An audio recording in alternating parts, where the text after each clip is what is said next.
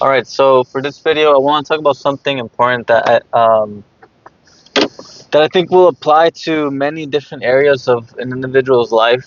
So, to set up some context, I currently coach individuals for like my career in a way. It's a part-time job, and I'm helping kids with learning disabilities, helping them just get their assignments done, get their work done, get get through school, and and learn the way that they best can. And not only that, but I'm in a field where outside of this, I'm also coaching and helping other individuals in their lives, um, as a healer or as a coach, as a guide, as a teacher. So um, I'm faced with this a lot, where I work with different characters, and I'm talking about in terms of collaboration, in terms of other experts. And what I often see is this um, uh, like attachment to the label of their service. So, like, if I'm a psychologist, I have to play this role of being a psychologist that knows what he's doing, that knows as a psychologist, right? Or if I'm a coach, then I have to play this role of being a coach that knows how to go about coaching this individual. But the truth is that really is a lie. That really is something that's going to really trap you. And this is what the video is about. If you're somebody who who is in a profession, don't forget that the profession existed after humans existed. It was first the human being who saw a need, that then, in his experience of being a human, realized that this need could be met by a specific profession or a specific job. So people are not their jobs, people are human beings. And that's the point that I really want to emphasize, because I also speak to myself about this. I don't have to get everything right. I don't have to be right. I don't have to have all the answers. More importantly, I just have to remember to be human. And that's the biggest conclusion that I've come to, specifically now being in a field where I'm working with people who are experts, and being around psychologists, and um, and being a part of a system. Period. I think it's important to be able to humanize individuals, to be able to sit down with them and be vulnerable, um, to not be afraid to say that you don't have the answers, and to, more importantly, see others as human beings, not as the role that they're playing.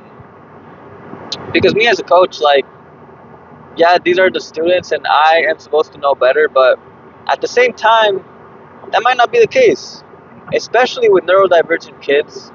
And this is just an example. I could go into this later on. I think this really does relate to the psychology field, but I know that if you're not, you don't have to be a psychologist or in the field to be able to relate to this, because this applies to many other fields. But especially with kids who are neurodivergent, they don't think the same way that regular people do, and also I don't think that regular people are regular. I don't think there is a specific regular, to be honest. But that's a whole other conversation. But neurodivergent people do not think like regular people, and so that means that the way that I think, the way that I think like things are supposed to be, are is usually not going to be the case for neurodivergent people. So that means that although I might be the person that's supposed to know and coach these people through like the academics, I realize that that is often not the case. I think it has often sometimes been better for me to not try to impose myself onto them, and to let them figure things out, right? And to let them trust themselves and find that confidence in themselves. And so for me, it's kind of that thing where, I have also this pressure of, like, I have to, you know, fit into a specific mold, or be, there's certain things that I can't do as a coach or whatever, versus a psychologist. But at the end of the day, what I realize is that I'm just a human being, And sometimes what people need is just another human being to recognize them and to be there with them. And that's important because I also see a lot of conversation around psychologists where, and I've seen psychologists become these people who are just cold, detached, judgmental, and they're supposed to be these people that just know. They just know. They just know who you are. They just read you so well. And for me, it pisses me off to even think about that kind of perspective because that kind of person. Because really, you don't. You really don't know it all. You don't. And to even assume that you know better about a person than the person does, you're taking a risk. You really are. And that goes for anything, like for you to assume that you know what a person is, like, oh, that guy's a dick, right? Immediately, you're already taking a risk, right? So the thing for me is, I'm around this and I see it and I realize that it's not about becoming better psychologists because at that point you're trying to fit into this label of what it means to be a psychologist, and a psychologist is this a person that knows it all, right? But I think I do think that it's almost like not counterproductive, maybe paradoxical. Maybe in you becoming more human, you become a better psychologist.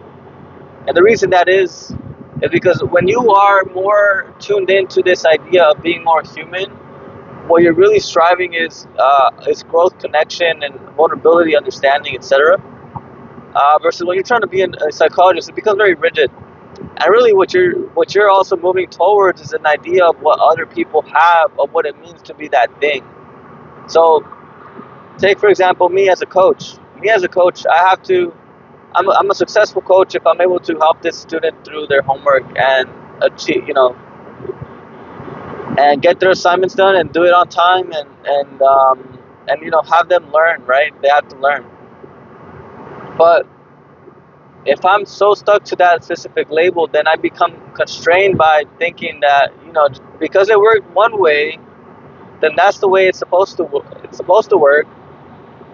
Instead of being like, I don't know exactly whether this will work, but we can try.